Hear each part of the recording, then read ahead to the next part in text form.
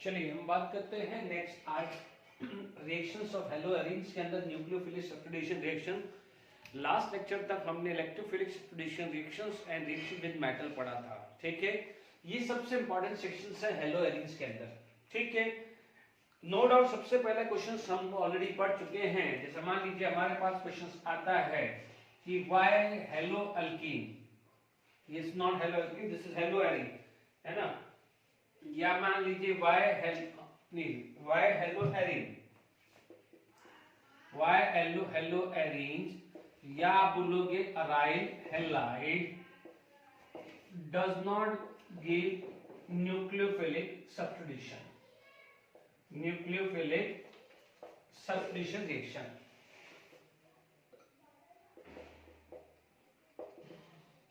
ये ऑलरेडी पढ़ चुके हैं हम, फिर भी देखिए यहां पर न्यूक्लियोफिलिक सब्स्टिट्यूशंस नहीं देने के बहुत सारे रीजन हैं। अब आप देखिए सबसे पहले यदि आप देखते हैं तो सबसे पहला जो इफेक्ट आता है which is known as resonance effect. यहां पर क्या आता है, रेजोनेंस इफेक्ट आता है। रेजोनेंस इफेक्ट बहुत बड़ा रोल प्ले करेगा। Is it clear? यहां पर हमारे पास रेजोनेंस इफेक्ट देखें तो जैसे मान लीजिए मैंने क्लोरोबेंजीन ले लिया, ठीक है ना, अराइल क्लोराइड ले लिया या अराइल हैलाइड, मैं क्लोरोबेंजीन ले लेता हूं, है ना। जैसे क्लोरोबेंजीन ले लिया या हेलोजन भी ले सकता हूं, ठीक है, या मैं यहाँ क्लोरोबेंजीन ले लेते हैं, ठीक है, क्लोरोबेंजीन का ही ले लेते हैं। देखिए क्लोरोबेंजीन का यदि मैं देखूं रेजोनेंस, हमने लास्ट लेक्चर में भी डिस्कस किया हुआ है, तो we come to know that इसका रेजोनेंस फटाफट से हम बना लेते हैं।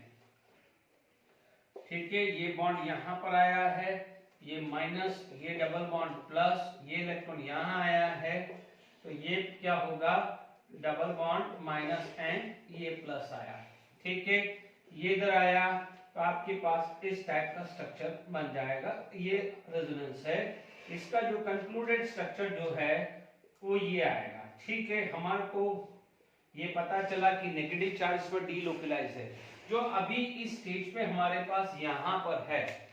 तो यहां पर क्या है, बिकॉज ऑफ रेजोनेंस इफेक्ट यहां पर डबल बॉन्ड कैरेक्टर आ जाता है। इसका मतलब एक्सपेक्टेड बॉन्ड ऑर्डर से, सॉरी थ्योरेटिकल बॉन्ड ऑर्डर से जो एक्चुअल बॉन्ड ऑर्डर है वो बढ़ जाती है।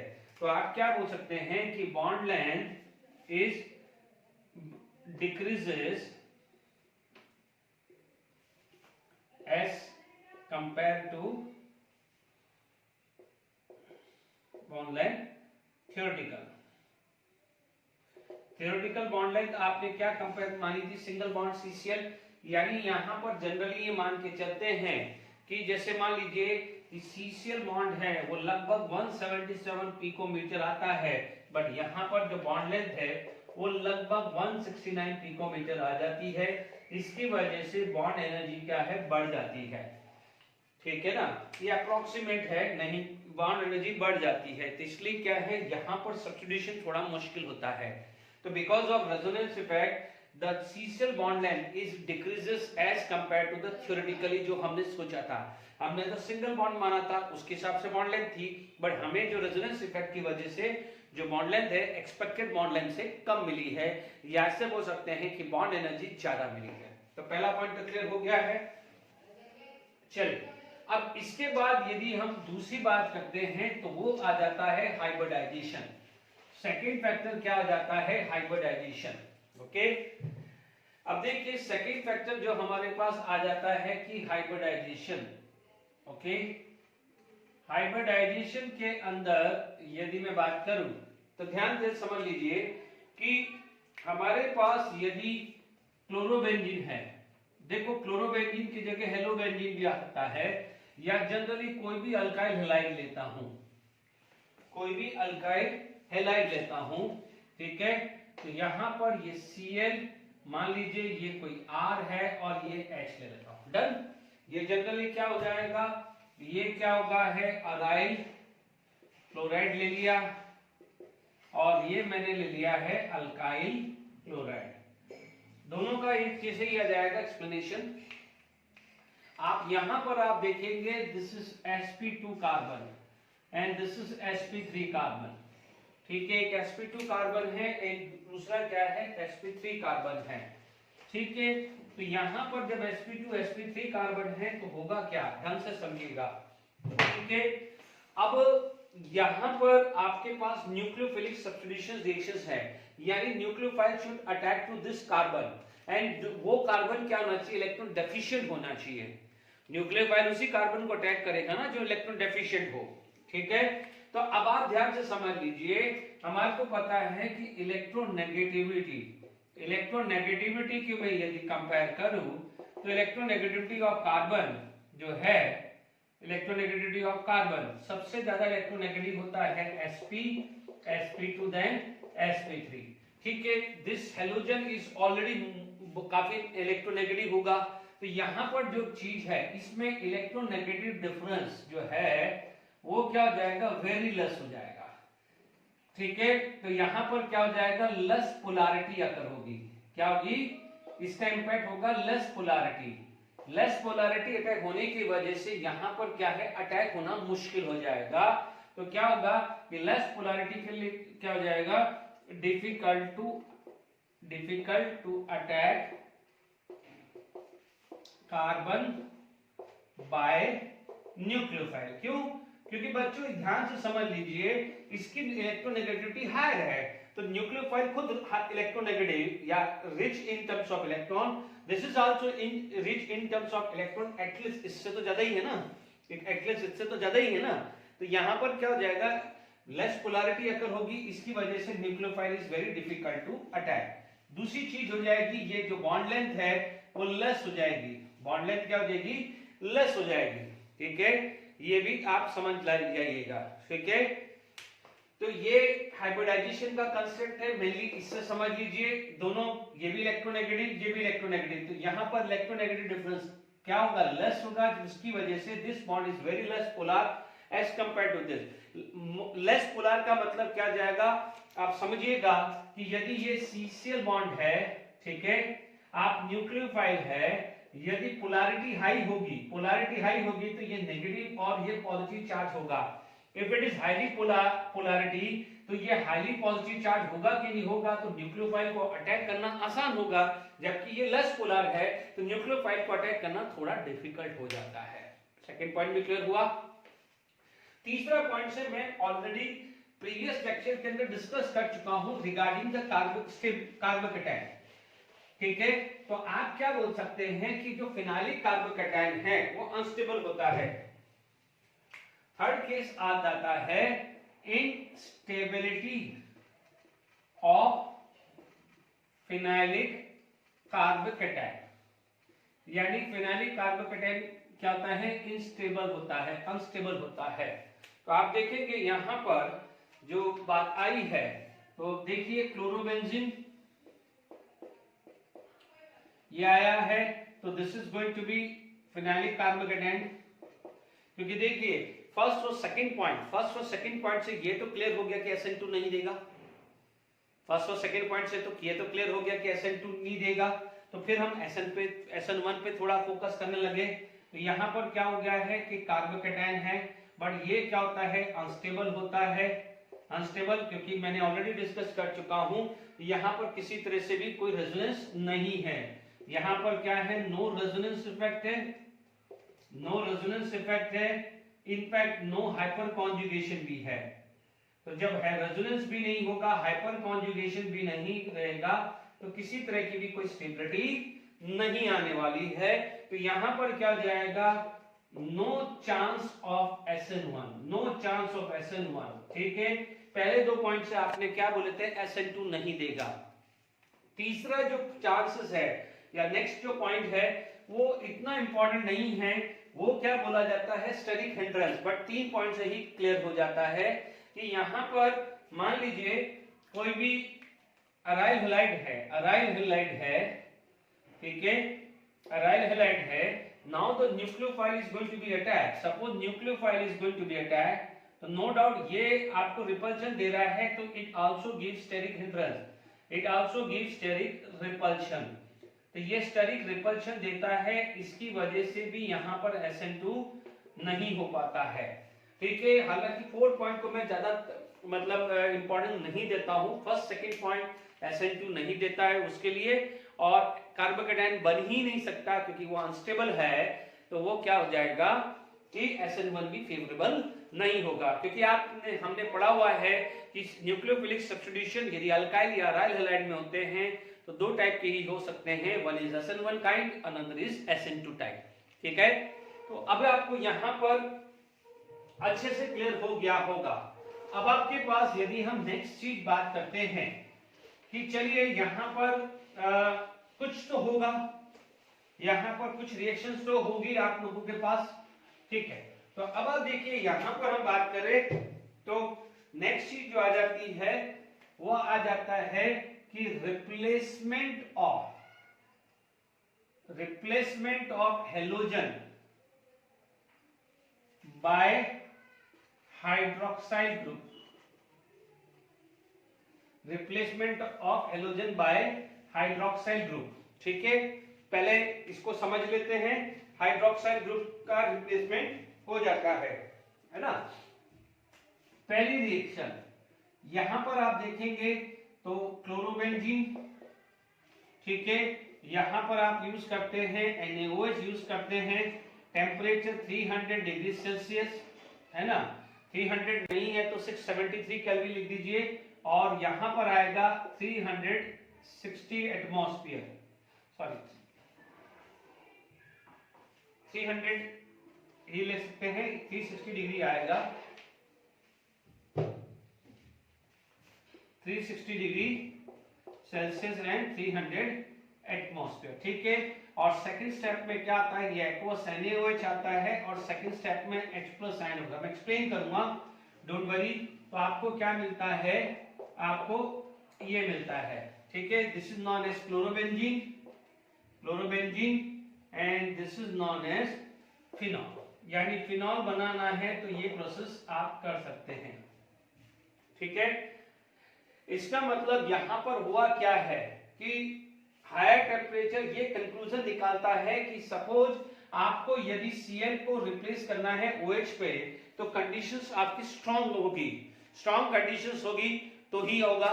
देखिए आप अभी जो रिएक्शंस है उसको समझिए, फिर मैं वन बाय वन एक्सप्लेन करूंगा। इससे ये कंक्लूजन निकला है कि नो डाउट OH रिप्लेस किया है Cl ने, OH रिप्लेस किया, Cl की जगह लगा।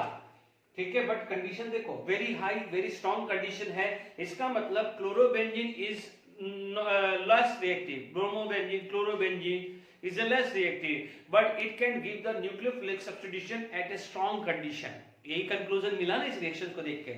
ठीक है, यानी मैं अभी इसका मैकेनिज्म बताऊंगा, आप बेफिक्र रहिए, पहले पेशेंस रखिए।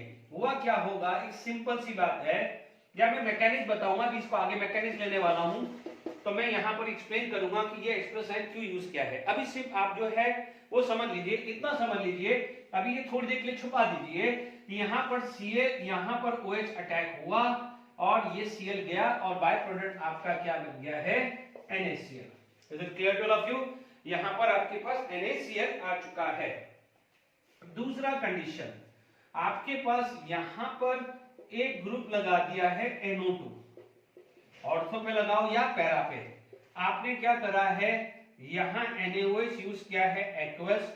देखो ये सेकंड स्टेप आप हमेशा यूज करोगे, उसका रीजन है, हमेशा ध्यान रखना कि जब भी किसी तरह का कोई भी रिएक्शंस आप बेसिक मीडियम में आप लगाते हो, तो मान लीजिए फिनॉल बन रहा है, तो होता क्या है कि फिनॉल ट्रीटेड विद NaOH, क्योंकि NaOH क्या है, स्ट्रॉन्ग बेस, ये एसिड है तो एसिड है तो ये क्या बना देगा, सॉल्ट बना देगा। क्या बना देगा वो, सॉल्ट, यानी सोडियम सॉल्ट बना देगा। अब आप देखो आपको तो चाहिए फिनॉल, तो फिर क्या करते हैं कि नेक्स्ट स्टेप क्या है, एसिडिफिकेशन करना पड़ता है, एसिडिफिकेशन करना पड़ता है।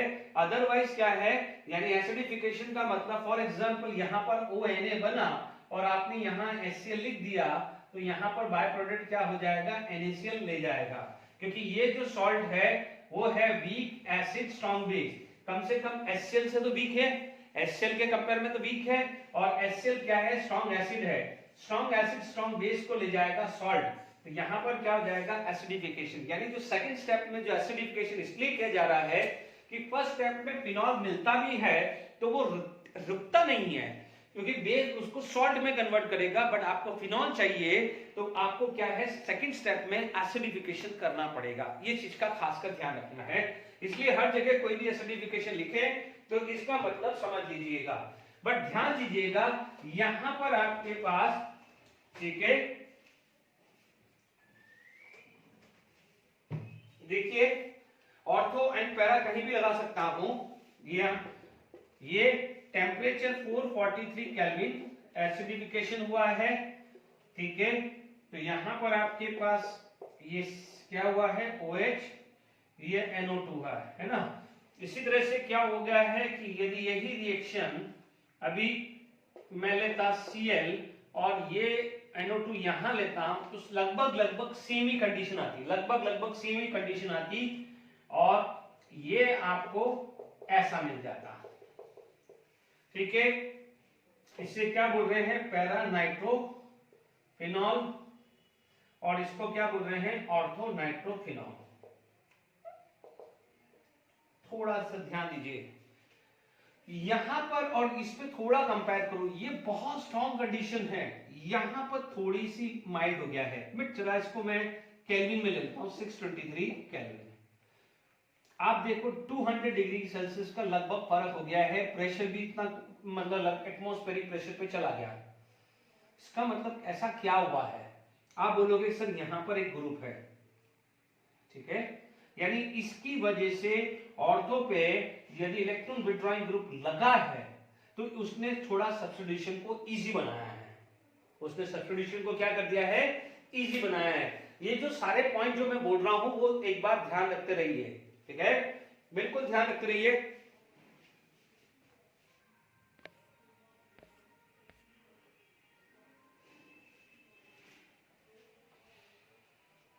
ठीक है, अब आपके पास नेक्स्ट जो कंडीशंस आ जाती है,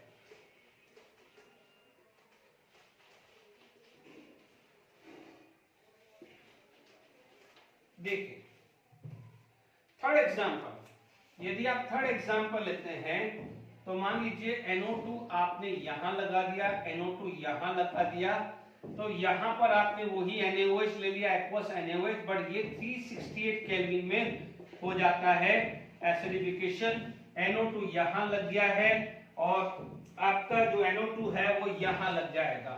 this is going to be NO2 जो है वो यहां लग जाएगा। इसे क्या बोलते हैं 2,4 डाइनाइट्रोफिनॉल, 2,4 डाइनाइट्रोफिनॉल।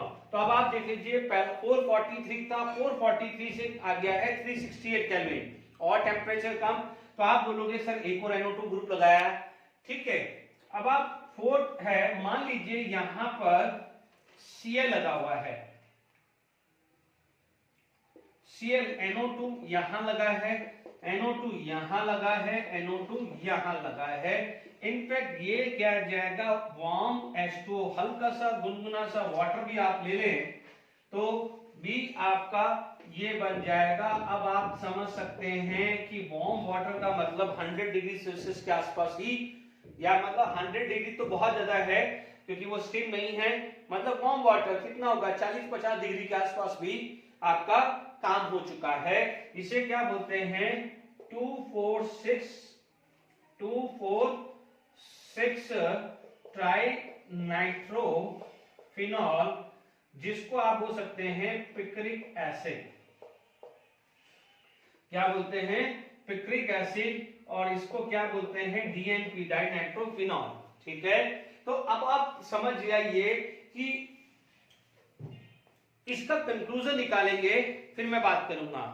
पहली रिएक्शन है वो 623 पे हुई, हाई प्रेशर पे, इसका मतलब Cl रिप्लेस बाय OH हुआ तो सही बट स्ट्रॉन्ग कंडीशन पे, ठीक है, पहली बात। दूसरी बात देखिए जैसे जैसे ऑर्थो और पैरा पे NO2 ग्रुप लगा रहे हैं तो टेम्परेचर क्या हो जाएगा, रिक्वायरमेंट क्या होगी है वो लेस हो गई है। यहां पर तो आप देखें NO2 ग्रुप इतने ज्यादा लग गए कि टेम्परेचर 40-50 डिग्री सेल्सियस पे भी हो गया है। इसका मतलब यहां पर आपको नोट करने लायक है कि यहां पर आपको नोट करने लायक है electron withdrawing group at ortho and para position, ortho and para position makes makes easily make easy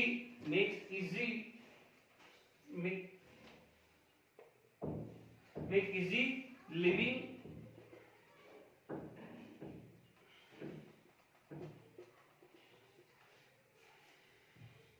देखिए electron withdrawing group at ortho and para position make easily leaving nucleophile makes living nucleophile to easy removal, है ना। ये आप ले सकते हैं कि अपनी पोजीशन से वो इजीली क्या हो रहा है, रिमूव हो रहा है। इसका मतलब आप देख लीजिए, दिस इज लिविंग न्यूक्लियोफाइल, ये क्या है, living nucleophile, and OH minus क्या है, ये इजीली अटैक कर रहा है। इसका मतलब क्या हुआ है कि ये ग्रुप क्या कर रहा है कि जो इनकमिंग न्यूक्लियोफाइल है उसको अच्छे से फैसिलिटेट कर रहा है कि इसको यहाँ अटैक करे, और लिविंग ग्रुप को इजी बना रहा है कि वो निकल जाए, है ना। तो make leaving nucleophile to easily remove, easily leave कर सकते हैं, इजीली रिमूव की जगह इजीली लीव लिख सकते हैं, है ना। इजीली लीव यानी वो इजीली लीव कर जाए, उसके लिए वो एक फैसिलिटेट या एक एनवायरनमेंट, एक ओरिएंटेशन प्रोवाइड कर रहे हैं। प्लीज इस चीज को समझिएगा, मैं इसको बहुत अच्छे से समझा रहा हूं, ये समझ जाइए, ठीक है। तो ये अब आपका क्या है कि ये चीजें जो है वो रिएक्शंस खत्म हो गई हैं, ठीक है। अब ये जो चीज है अब आप समझना, यहां पर रिप्लेसमेंट जो हुआ है OH का, आपके पास दो चीज है। यहां पर हमारे पास इस टर्मिनोलॉजी को आप बोल सकते हैं, इस टर्मिनोलॉजी को बोल सकते हैं aromatic nucleophilic substitution, aromatic nucleophilic substitution, जिसको इस तरह से भी रिप्रेजेंट किया जाता है, एरोमेटिक न्यूक्लियोफिलिक सब्स्टिट्यूशन, ठीक है। अब आप देखिए एरोमेटिक न्यूक्लियोफिलिक सब्स्टिट्यूशन जो है वो दो तरीके मैकेनिज्म पे डिपेंड करती है। सबसे पहला जो मैकेनिज्म होता है वो आता है एडिशन एलिमिनेशन टाइप, ठीक है। दूसरा आता है which is addition elimination type, and दूसरा आता है एलिमिनेशन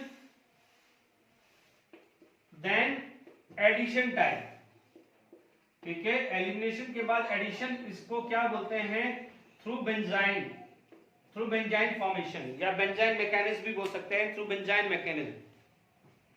ये वाला जो अभी मैंने समझाया है, पहली वाला जो है वो ये होगा, दूसरा ये होगा। तो वन बाय वन हम समझ सकते हैं, एडिशन एलिमिनेशन दोनों समझ सकते हैं। तो देखिए सबसे पहले मैं बात कर लेता हूं एडिशन एलिमिनेशन में। यदि मैं बात करूं एडिशन एलिमिनेशन, जो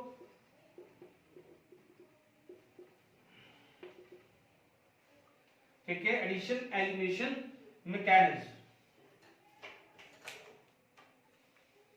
ठीक है ना। यानी पहला मैकेनिज्म जो है वो है एडिशन एलिमिनेशन टाइप। कौन सा टाइप है, एडिशन एलिमिनेशन टाइप, यानी जो सेकंड, थर्ड और फोर्थ रिएक्शन जो हुई है वो है एडिशन एलिमिनेशन मैकेनिज्म बेस्ड है, ठीक है। इसको समझने की कोशिश करिए। देखिए हुआ क्या है, क्योंकि ये क्वेश्चंस भी आएगा कि मतलब कि ऑर्थो पैरा पे क्यों है, मेटा पे क्यों नहीं है, कि why electron withdrawing group at ortho para. देखिए यह क्वेश्चंस भी आ जाएगा कि why electron withdrawing group at ortho para position make easily nucleophilic substitution, why not at meta position. ये क्वेश्चन आएगा, क्वेश्चन लिख दीजिएगा, जब मैं एक्सप्लेन कर दूं उसके बाद वो क्वेश्चंस लिख दीजिएगा, ठीक है। अब आप देख लीजिए, सबसे पहले यदि मैं बात करूं ऑर्थो की, तो आप देखेंगे यहां पर ऑर्थो पोजीशन है, ठीक है। ये ऑर्थो पोजीशन है, ये Cl है, आपने ये NO2 लिख दिया है, दिस इज द NO2, यानी सबसे पहले ऑर्थो वाला लिया। अब मान लीजिए यहां OH माइनस है, समझना बच्चों, OH minus this is slow step, ये स्लो स्टेप है। OH माइनस जो है it is going to be attack, OH minus this is the nucleophile. देखो ये तो निकल नहीं पाएगा, ये तो निकल नहीं पाएगा क्योंकि ये डबल बॉन्ड कैरेक्टर है, एज वेल एज क्या है ये sp2 कार्बन, तो ये अटैक करके Cl निकल जाए, ये तो अपन पहले से ही मना कर रहे हैं, बट आप देखेंगे यहाँ पाई बॉन्ड है, तो पाई बॉन्ड है, कम से कम पाई बॉन्ड तो टूट सकता है। तो ये इसने अटैक किया, ये पाई बॉन्ड यहाँ टूटा। डन, समझ लीजिएगा ये पाई बॉन्ड यहाँ टूटा है। जैसे ये टूटा है तो आप ये चीज समझ लीजिए कि आपके पास ये आया, ये Cl आया और ये न्यूक्लियोफाइल यानी OH लगा। अब आप देखो यहां पर आपके पास माइनस चार्ज आ गया, ये NO2 आया, ठीक है, और डबल बॉन्ड यहां आया। अब समझ लीजिए ये रेजोनेंस क्या हो जाएगा, ये NO2 है, अब देखो ये माइनस है तो ये बॉन्ड इधर टूट जाएगा, ये माइनस और प्लस, ये बॉन्ड बना, ये बॉन्ड बना, ये माइनस, ये OH, ये Cl। अभी मैं NO2 डायरेक्ट लिख देता हूं, जगह नहीं है।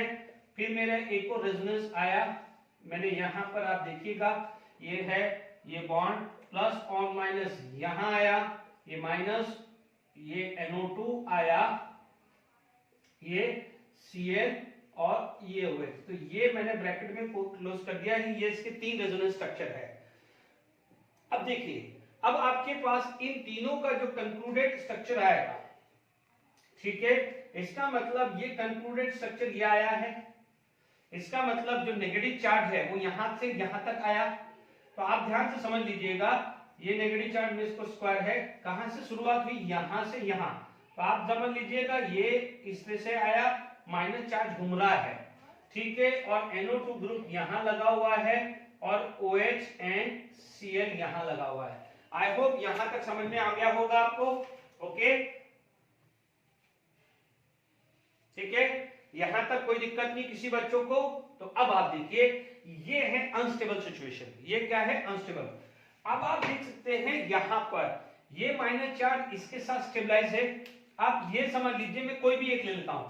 अब आप देखो ये माइनस चार्ज इसके साथ भी रेजोनेंस दे सकता है, ये माइनस चार्ज इसके साथ कॉन्जुगेशन है। तो आप ध्यान दीजिएगा यहां पर जो भी कार्बन एनायन है it is stabilised due to resonance effect. It is stabilized due to resonance effect.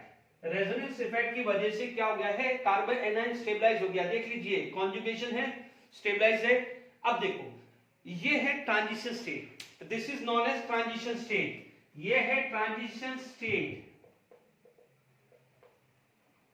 ठीक है, एनसीईआरटी का ही है, इसमें सब ट्रांजिशन स्टेट है, अनस्टेबल है। तो अब आप देखो जैसे ट्रांजिशन स्टेट हुआ है तो होगा क्या, अब क्या होगा कि जैसे ये माइनस है, ठीक है, मैंने जैसे मान लीजिए ये माइनस है, अब आप वापस से ये कर लूं, है ना, वापस से ये कर लूं, ठीक है। अब मैं यहां पर ये है, ये फास्ट स्टेप क्या होगी, फास्ट स्टेप क्या होगी, ये जो Cl है वो निकल जाएगा, माइनस Cl। अब Cl निकल गया तो यहाँ प्लस चार्ज आ जाएगा, Cl यहां से मान लो निकल गया तो ये प्लस, तो ये बॉन्ड यहां पर वापस से शिफ्ट हो जाएगा। मैंने ये ले लिया, कोई भी ले सकते हो आप, ये भी ले सकते हो, कोई से भी ले सकते हो। तो आपको क्या मिल जाएगा, ये बॉन्ड, ये बॉन्ड, ये बॉन्ड, OH यहां आया और NO2 यहां आया। Is it clear? तो ये किसका था, आपका ऑर्थो का था। ये किसका मैंने बताया, ऑर्थो। तो ध्यान दीजिएगा ऑर्थो ने इलेक्ट्रॉन विड्रॉइंग ग्रुप, यहां पर NO2 की जगह SO3H भी आ सकता है, यानी यहां पर आपको इलेक्ट्रॉन विड्रॉइंग ग्रुप चाहिए। उसने क्या करा, कार्बन एनायन को क्या करा है, स्टेबलाइज कर दिया है, रेजोनेंस। इसकी वजह से ये निकलना हुआ, अदरवाइज क्या था बच्चों, यदि ये स्टेबलाइज नहीं होता तो ये OH अटैक करने देता ही नहीं। तो पहला समझ में आ गया है। अब फटाफट से मैं ये चीज चेंज कर रहा हूं, अब मैं बना रहा हूं पैरा। अब मैं क्या बना रहा हूं, पैरा। अब मैं क्या बनाऊंगा, पैरा, ठीक है। फटाफट से, ज्यादा टाइम नहीं खराब करना अपन को, क्योंकि बहुत सारे आगे चीजें बात करनी है, ठीक है। ये NO2 था, ये सब क्या था, समझ लिया, ये इसमें कोई ज्यादा चीज मैं नहीं कर रहा हूं। अब जो B है, ये जो B है वो क्या है, NO2 क्या है, पैरा क्लोरो, है ना, या 1 क्लोरो, या जो भी है 1 क्लोरो 4 नाइट्रो बेंजीन, ठीक है। नहीं भी चलेगा तो समझ लीजिए पैरा पोजीशन है, पैरा है।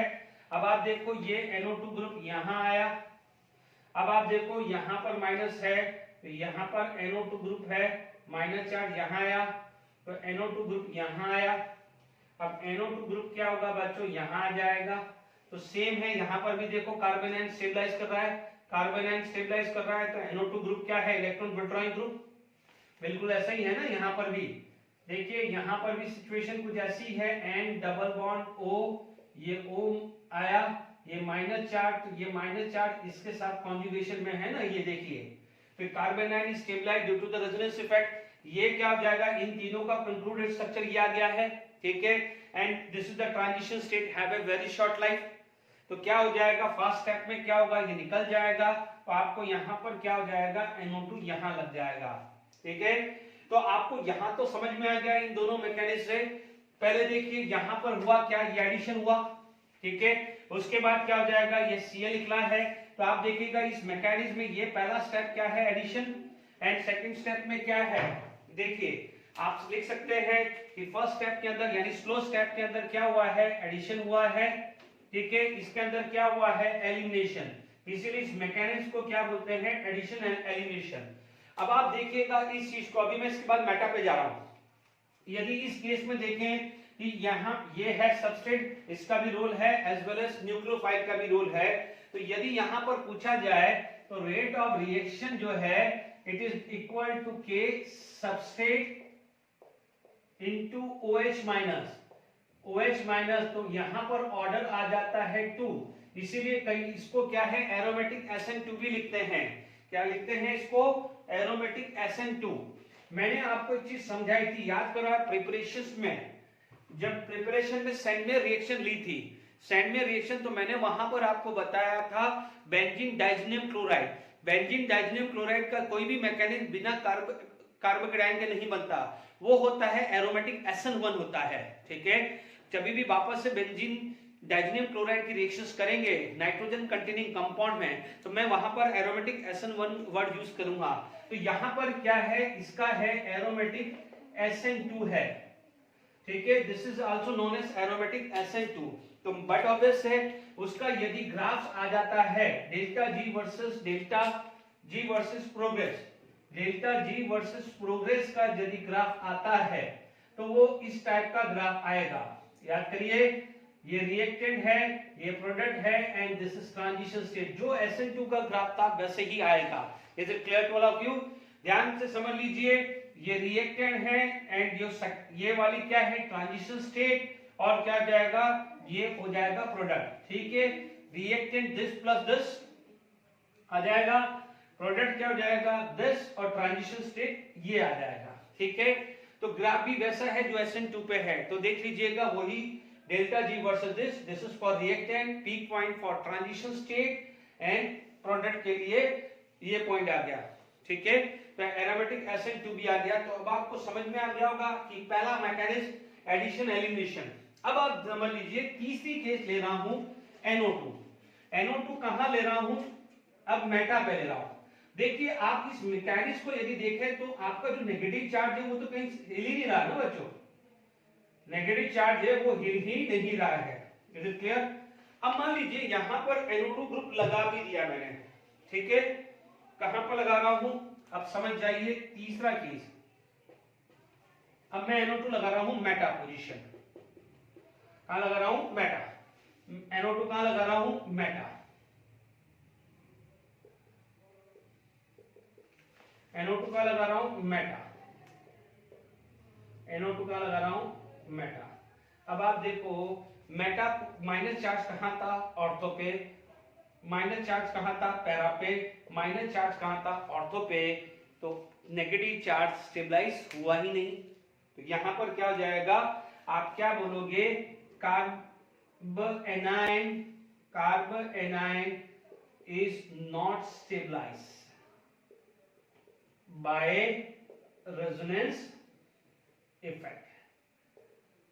कहां स्टेबलाइज हुआ था, जब ऑर्थो पे था, जब पैरा पे था तब स्टेबलाइज हुआ, बट मेटा पे स्टेबलाइज नहीं हुआ, ठीक है।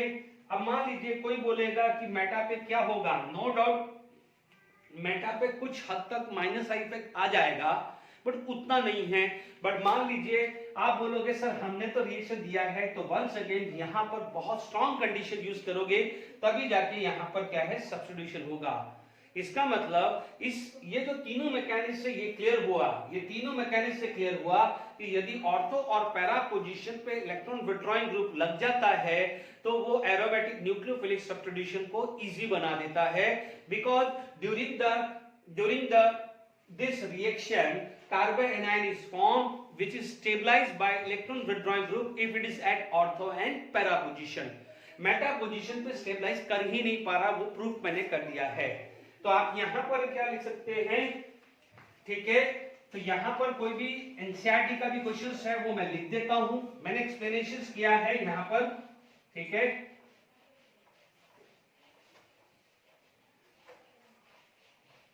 ठीक है, ये चीज मैंने एरोमेटिक एसिड टू भी लिख दिया है,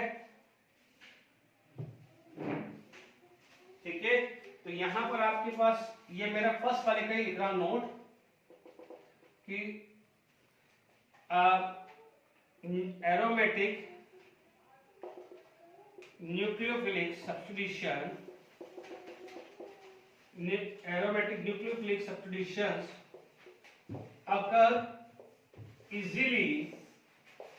occur easily if electron withdrawing group are at ortho and para position,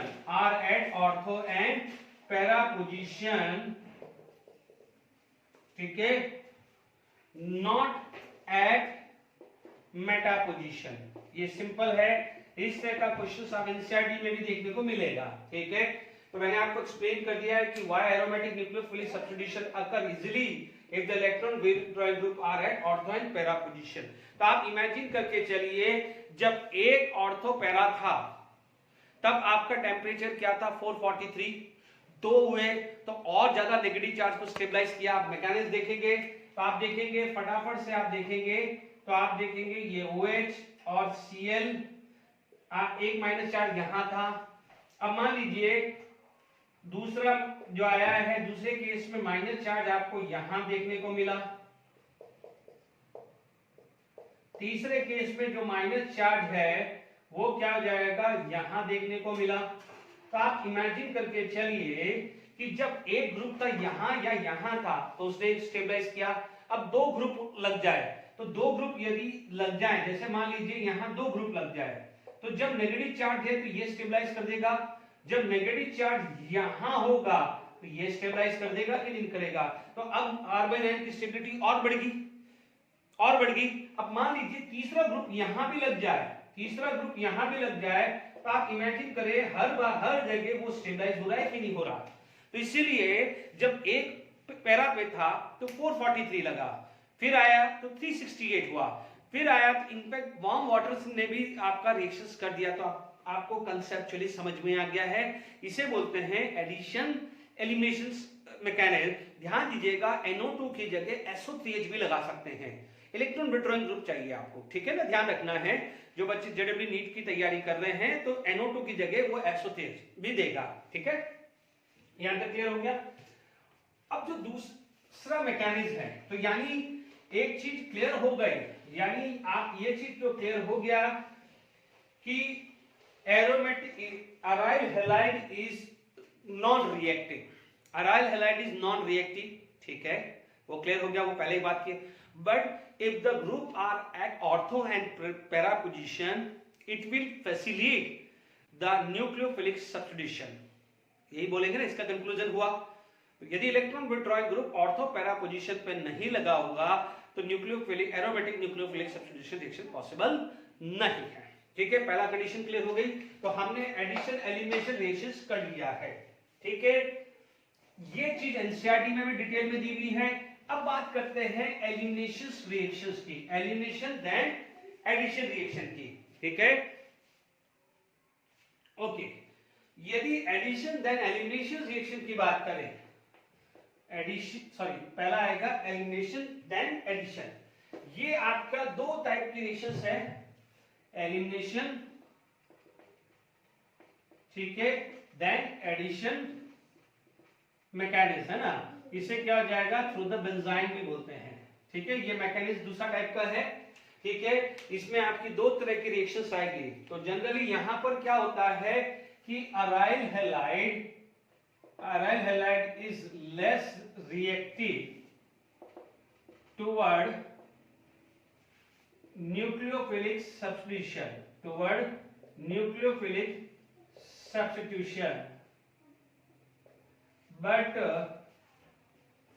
but it can be done when it can be done at strong condition,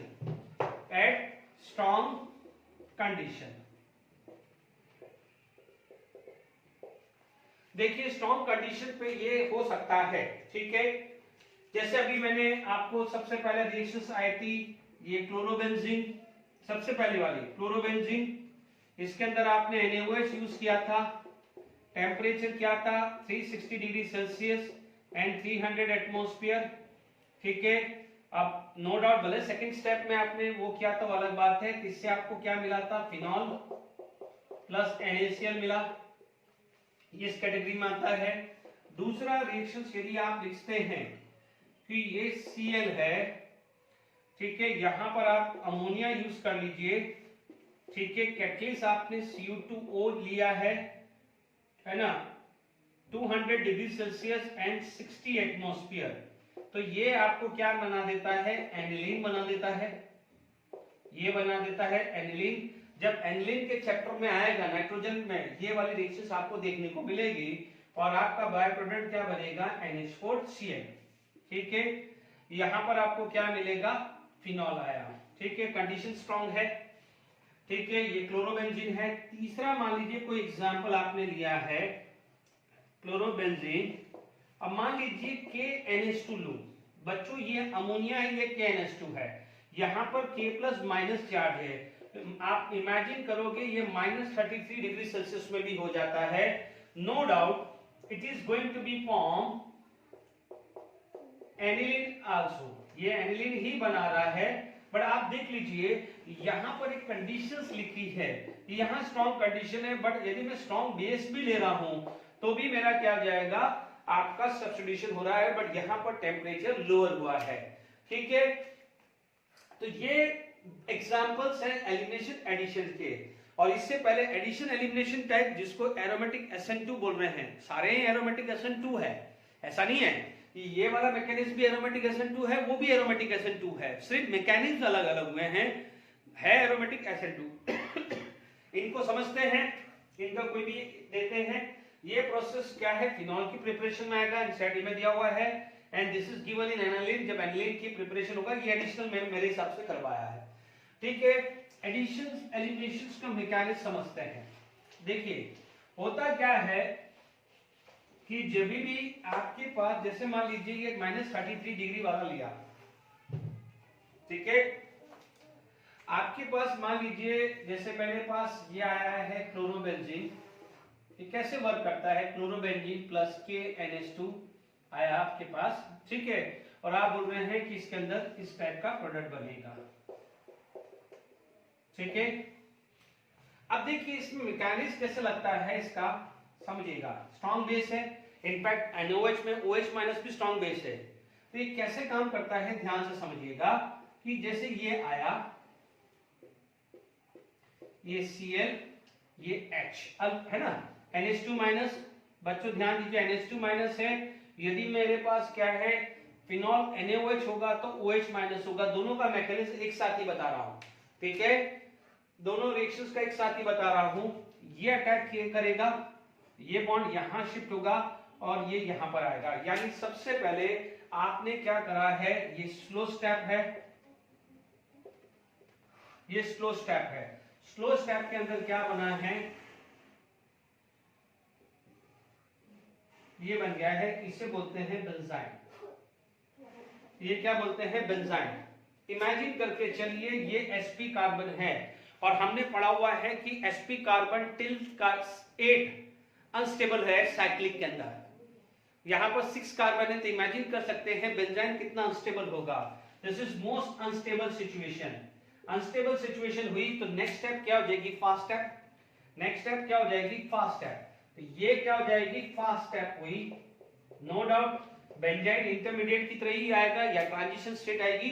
अब आप देखिए जो अमोनिया है, देखिए अमोनिया या वाटर, या तो अमोनिया होगा या वाटर होगा, ठीक है। यदि ये केस होगा तो अमोनिया और ये केस होगा तो वाटर। अब आप देख लीजिए ammonia can attack this as well as this. अभी मैं इसके बाद ग्रुप लेकर आऊंगा तो मैं आपको समझाने की कोशिश कर रहा हूं, क्योंकि all the 6 carbon are same. भाई पाई बॉन्ड है तो वो यहां भी अटैक कर सकता है, यहां भी अटैक कर सकता है। तो आपके पास सिचुएशन कुछ ऐसी भी मिलेगी, यह है NH2 और इसको क्या बोलोगे, ऐसे भी NH2 मिलेगा, ठीक है। यानी NH2 यहां लगा, पाई बॉन्ड टूटा, H+ यहां लगा, ठीक है। Is it clear? यानी आपने यहां मान लीजिए ये चीज यहां आई तो यहां NH2 लगा और यहां पर H+ लगा, ठीक है। सिमिलरली यदि यहां अटैक हुआ तो NH2 यहां लगा तो H+ यहां लगा, ठीक है, ठीक है। तो ये चीज क्लियर हो गया मैकेनिज्म। ये वाला पहले वाले स्टेप में आपने क्या किया है, आपने पहले स्टेप के अंदर एलिमिनेशन कराया है, क्या कराया है, एलिमिनेशन हुआ है। और सेकंड स्टेप में क्या हुआ है, एडिशन। बट यहां पर बना क्या है, बेंजाइन, इसलिए क्या बोलते हैं, elimination addition through benzyne formation, ये भी लिखते हैं, ठीक है। Addition elimination through benzyne formation. तो आई होप समझ में आ गया है कि यदि यही चीज होता, वाटर होता, वाटर अटैक करते तो आपको वाटर क्या मिल देता, आपको फिनॉल दे देता। क्या दे देता, फिनॉल और एनिलीन। मैंने एक ही मैकेनिज्म के अंदर दोनों समझा दिया, ठीक है। या फिर आपको लिखना है तो आप ऐसे भी लिख सकते हो कि ये क्लोरोबेंजीन है तो ये एक मैकेनिज्म हुआ, ठीक है, KNH2। तो ये आपका ये आया, ठीक है।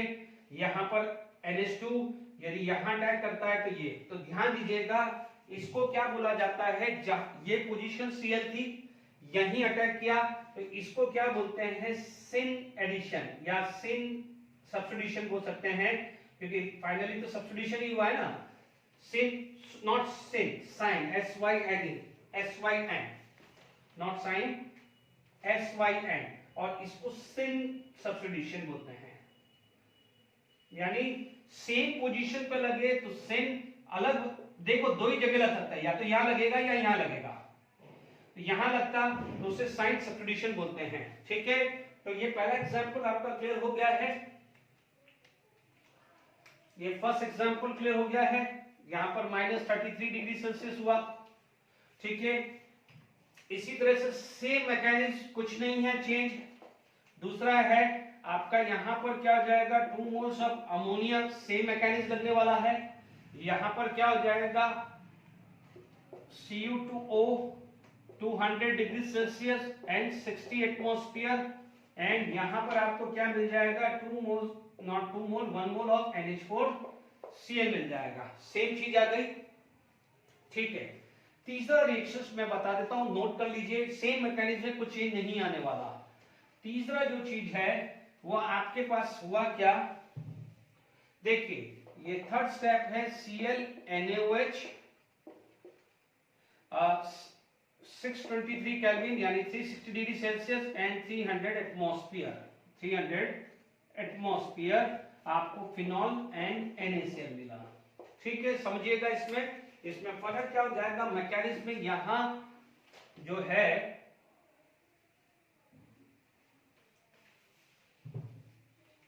देखिए ये OH माइनस है, it is going to be water, is going to be attack.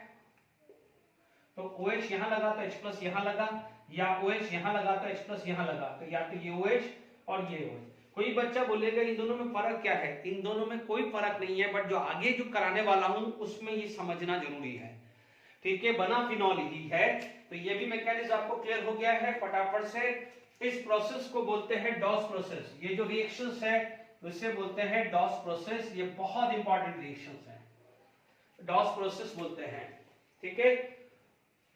अब देखिए होता क्या है कि जब आप NaOH अटैक हुआ है, नो डाउट यहां का जो है Na+ combined with this Cl-, Na+, देखो यहां पर ऐड कर देना। यहाँ पर Cl माइनस लिखना मत भूल देना, सारी स्टेप में Cl माइनस लिख दीजिए क्योंकि यहाँ से Cl माइनस गया है।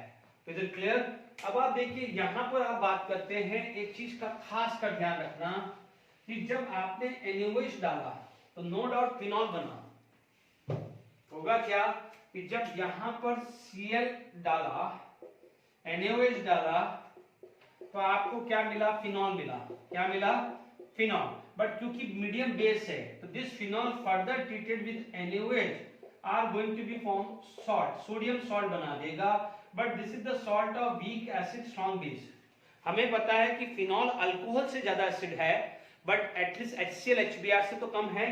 तो अब आप देखिएगा इसके लिए आप HCl डालते हैं तो यहां से क्या हो जाएगा? ये स्ट्रॉन्ग एसिड है, स्ट्रॉन्ग एसिड स्ट्रॉन्ग बेस को ले जाएगा। ठीक है, इसलिए माइनस NaCl चला जाता है और यहां आ जाता है फिनॉल। तो हमेशा ध्यान रखना है कि जब सेकंड स्टेप के अंदर H+ आयन लिखते हैं इसका मतलब एसिडिफिकेशन है। ये जब किया जाता है, ये स्टेप जब किया जाता है कि जब यहां पर प्रोडक्ट आपका एसिड बन रहा है और आपने मीडियम यूज किया है बेस।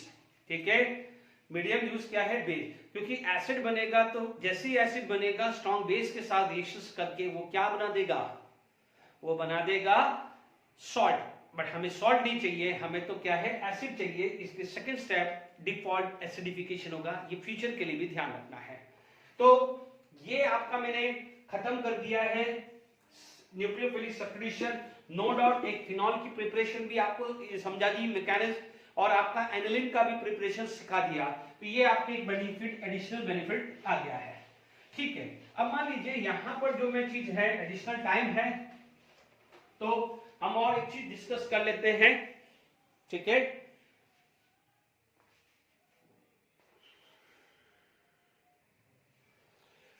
देखिए इसमें मैंने क्वेश्चन दिया है, यहाँ KOH NaOH भी आ सकता है, जो मैंने आगे बात। अभी मैंने यहाँ पर ग्रुप लगाया है, ये प्लस आई ग्रुप लगाया है, तो ये प्लस आई के कंसेप्ट के बाद आप होमवर्क माइनस आई लगा सकते हैं।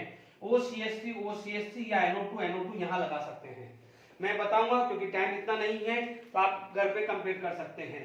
आप ध्यान दीजिए, यहां से देखिए Cl है तो डेफिनेटली हाइड्रोजन यहां से जाएगा, यहाँ हाइड्रोजन है ही नहीं तो बेंजाइन फॉर्मेशंस यहां आएगी। तो देख लीजिए फटाफट से बेंजाइन फॉर्मेशंस मैंने यहां बना दी, CH3 यहां लगा हुआ है। ठीक है, एक ही बात है। ओके, अब आप देखिए यहां पर देखिए हाइड्रोजन यहां से भी जा सकता है और हाइड्रोजन यहां से भी जाता है, बट हाइड्रोजन वो पहले जाएगा जो एसिडिक होगा। क्या होगा? एसिडिक होगा। बट यहां पर क्या है? प्लस आई ग्रुप क्या है, जो है इसको क्या कर रहे हैं? लेस एसिडिक कर रहे हैं। ये क्या कर रहे हैं? लेस एसिडिक कर रहे हैं। यदि माइनस आई होता तो इस कार्बन को क्या कर देता? एसिडिक कार्बन कर देता। यदि यही OCH3 होता तो ये क्या है? लेस एसिडिक प्लस आई की वजह से, ये लेस एसिडिक प्लस आई की वजह से, ये क्या है? थोड़ा दूर है तो डेफिनेटली H+ ये जाएगा। तो पहले मैं बेंजाइन बना रहा हूं, तो यहां पर आप देखेंगे कि जो बेंजाइन बनेगा यहां पर ये ऐसा बनेगा, ये समझ लीजिए। ठीक है, ये मेटा पोजीशन। अब आप देखो इसके लिए तो ये दोनों तो सेम ही है, ये H यहां से हटाऊं या यहां से हटाऊं?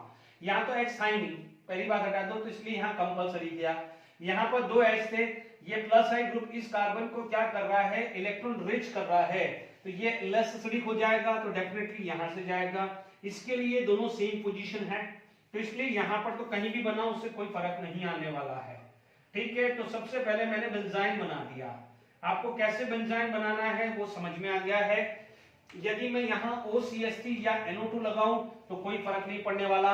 यदि OCH3 या NO2 वो होते हैं माइनस आई, तो डेफिनेटली ये वाला हाइड्रोजन जाएगा, तो बेंजाइन यहाँ बनेगा। और यदि NO2 OCH3 ऐसी सिचुएशन में है वो तो सेम ही आने वाला है। तो सबसे पहले एलिमिनेशन कैसे करना है वो समझ में आ गया। अब आप देखो यहाँ NH2- की जगह OH- भी आ सकता है, साइनाइड भी आ सकता है, Cn- भी आ सकता है, जो ये सब कुछ मैंने समझाया है। अब आप देखो दिस NH2- मैंने आपको जो साइन सिन और साइन एडिशन दिए थे, दिस कैन अटैक दिस, तो माइनस चार्ज यहां आ जाएगा। ठीक है, और यदि देखिए आपके पास ध्यान से समझ लीजिए, दो चांसेस है इसमें, दो चांसेस है कि आपके पास यदि NH2 यहां लगे तो माइनस चार्ज यहां जाएगा, या मान लीजिए NH2 यहां लगे तो माइनस चार्ज यहां आएगा। समझ जाइए आप, यहां अटैक करता है तो माइनस चार्ज यहां अटैक करता है तो माइनस चार्ज यहां आएगा। ये जो एप्लीकेशन है जनरली एडवांस की एप्लीकेशंस है। अब आपको लगाना H प्लस साइन है। अब H प्लस आप देखिए ये है प्लस आई ग्रुप और माइनस पास पास होगा तो ये चलेगा नहीं, ये चलेगा नहीं। हाँ माइनस आई ग्रुप होता तो ये चला देता। अब आप देखो ये प्लस है ये तो ये चलेगा, यानी आपका फाइनल प्रोडक्ट क्या बना है, ये बना है NH2CH3, यानी Cl हटा के NH2 लगा दिया है तो उसमें कोई प्रॉब्लम नहीं है। ठीक है, इधर आ जाइए। पहले आपके पास डिसाइड किया हुआ है, सिमिलरली यहां पर भी दो चीज बनेगी। आप बोलोगे कि सर यहां पर CH3 तो NH2 यहां लगा तो माइनस चार्ज यहां आया, या आपके लिए है ना NH2 यहां लगा, NH2 यहां लगा तो नॉट CH3 यहां, CH3 यहां तो माइनस चार्ज CH3 यहां है। ठीक है, तो आप देख लीजिए इसकी पोजीशन 1 2 पास में है, इसकी पोजीशन दूर है तो डेफिनेटली ये फेवर करेगा, ये फेवर करेगा तो इसमें भी कोई प्रॉब्लम नहीं आई है। ये CH3 यहां बना है, इसमें भी कोई प्रॉब्लम नहीं आई है, सेम ही है। यहां पर आ जाइए, यहां पर आपके पास NH2 ग्रुप दो जगह लगेगा। NH2 ग्रुप समझिए, NH2 ग्रुप यहां लगा तो माइनस चार्ज यहां आया। ठीक है, और NH2 ग्रुप लगेगा, देखिए NH2 ग्रुप देखो यहां लगा तो माइनस चार्ज यहां है, यहां लगा तो माइनस चार्ज यहां आया। अब आप देखो माइनस चार्ज पास है, यहां दूर है तो ये नहीं चलेगा, ये चलेगा। तो यहां पर आपको जो प्रोडक्ट मिला है वो ये मिलेगा।